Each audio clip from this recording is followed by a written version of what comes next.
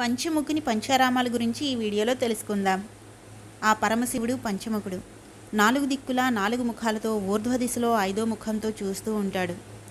ఆ 5 ముఖాలు 5 నామాలతో 5 క్షేత్రాలుగా నెలకొన్నాయి. అవి అఘోర రూపంలో అమరావతిలోను, తత్పురుష రూపంలో ద్రాక్షారామంలోను, వామదేవ రూపంలో సామర్లకోటలోను, సద్యోజాత రూపంలో భీమవరంలోను, ఈశాన రూపంలో పాలకులలోను ఆ పరమశివుడు కొలువై ఉన్నాడు. యుగ యుగాలుగా ఆ రూపాలతో పరమశివుడు పూజలు అందుకుంటున్నాడు. పురాణగాథల ప్రకారం తారకాసురుడనే రాక్షసుడు ఘోర తపస్సు చేసి శివుని మెప్పించాడు. శివకుమారుడి చేతుల్లోనే మరణిస్తాననే వరాన్ని పొందాడు. పైగా శివుడి ఆత్మలింగాన్ని పొంది తన ఉదరంలోనే భద్రపరిచాడు.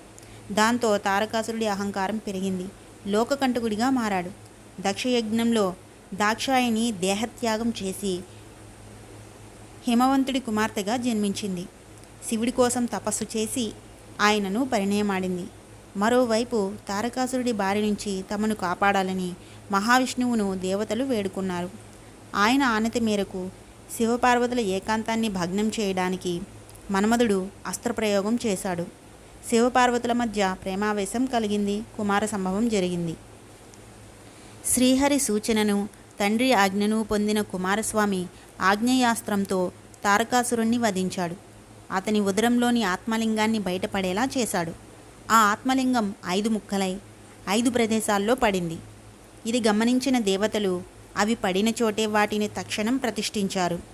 అవే పంచారామ క్షేత్రాలుగా ప్రసిద్ధి పొందాయి. ఇవి కృష్ణా మరియు ఉభయ గోదావరి జిల్లాల్లో సుప్రసిద్ధమైన ఆలయాలుగా, ఆరామాలుగా విలసిల్లుతున్నాయి. నిత్యాభిషేకాలతో అలరారే ఈ ఆరామాల్లో మాస శివరాత్రులకు, మహాశివరాత్రికి జరిగే అర్చనలు, పూజలు విశేషమైనవి. మొదటిగా అమరారామం. కృష్ణానది ఒడ్డున ఆ ఆలయం ఉంది. ఇంద్రుడు దీన్ని ప్రతిష్ఠించాడని పురాణాలు చెబుతున్నాయి. శివుని 5 ముఖాల్లో ఇది అఘోర రూపం. అమరేశ్వరునిగా పూజలందుకుంటున్న ఈ లింగం 16 అడుగుల ఎత్తుతో సమున్నతంగా కనిపిస్తుంది. గర్భాలయం 2 అంతస్తులు ఉంటుంది. అభిషేకాలను పై అంతస్తు నుంచి నిర్వహిస్తారు. 3 ప్రాకారాలతో నిర్మితమైన ఈ ఆలయంలో ప్రణమేశ్వరుడు, కాశీ విశ్వేశ్వరుడు, ఉమామహేశ్వరుడు, అగస్త్యేశ్వరుడు, పార్థివేశ్వరుడు, శ్రీశైల మల్లికార్జునుడు పేర్లతో శివుడు కొలువై ఉన్నాడు. ఇతర శివ పరివారమంతా ఆరాధనలు అందుకుంటున్నారు. ఇక్కడ అమ్మవారి పేరు శ్రీ బాలాచాముండేశ్వరి. బౌద్ధుల కాలంలో ఆ మత వ్యాప్తి కోసం ఆచార్య నాగార్జునుడు అమరావతిలో విశ్వవిద్యాలయాన్ని నెలకొల్పాడు. ఆనాటి అవశేషాలను పురావస్తు శాఖ సేకరించి మ్యూజియం ఏర్పాటు చేసింది. శ్రీకృష్ణదేవరాయలు అమరావతి క్షేత్రంలో గోపురాలు నిర్మించి ఎంతో అభివృద్ధి చేశారు. మహాశివరాత్రి నాడు ఇక్కడ పెద్ద ఎత్తున ఉత్సవాలు జరుగుతాయి. రెండవది ద్రాక్షారామం. సూర్యుడు ప్రతిష్ఠించిన ఈ లింగాన్ని భీమేశ్వరుడిగా కొలుస్తారు.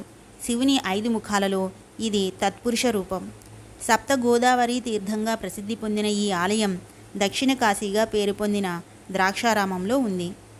ఇక్కడి అమ్మవారి పేరు శ్రీ మాణిక్యాంబాదేవి. అష్టాదశ శక్తిపీఠాల్లో ఇది ఒకటి. శివుడి భుజంపై ఉన్న సతీదేవిని శ్రీ మహావిష్ణువు ఖండిస్తున్నప్పుడు ఆమె కణుత భాగం పడిన స్థలంగా దీన్ని పురాణాలు వర్ణించాయి. ఆలయానికి 4 పక్కల ఎత్తైన గోపురాలు ఆలయ శిల్పకళా నైపుణ్యం కనువిందు చేస్తాయి. క్షేత్రపాలకుడు శ్రీ లక్ష్మీనారాయణుడు. తూర్పు చాళుక్యుడు నిర్మించిన ఈ ఆలయంలోని భీమేశ్వరలింగం భోగలింగం కాబట్టి సుగంధ ద్రవ్యాలు కలిపిన జలాన్ని అభిషేకిస్తారు. 10 అడుగుల భీమేశ్వరుడి ఆలయంలో గర్భాలయం 2 అంతస్తులుంటుంది. అభిషేకాలను పై అంతస్తు నుంచి నిర్వహిస్తారు. లింగం తెలుపు, నలుపు ఛాయల్లో ఉంటుంది.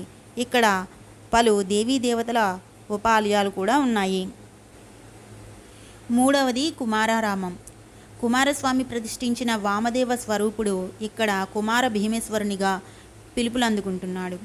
ఇది యోగలింగం. సామర్లకోటలో రైల్వే స్టేషన్కు సమీపంలో ఉంది. అమ్మవారి పేరు బాలా త్రిపుర సుందరీ దేవి.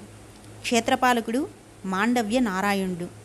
ఈ ఆలయాన్ని తూర్పు చాళుక్యులు నిర్మించినట్టు ఆధారాలు ఉన్నాయి. 2 అంతస్తుల ఈ ఆలయంలోని శివలింగంపై చైత్ర వైశాఖ మాసాల్లోని ఉభయ సంధ్యల్లో సూర్యకిరణాలు పడటం విశేషం.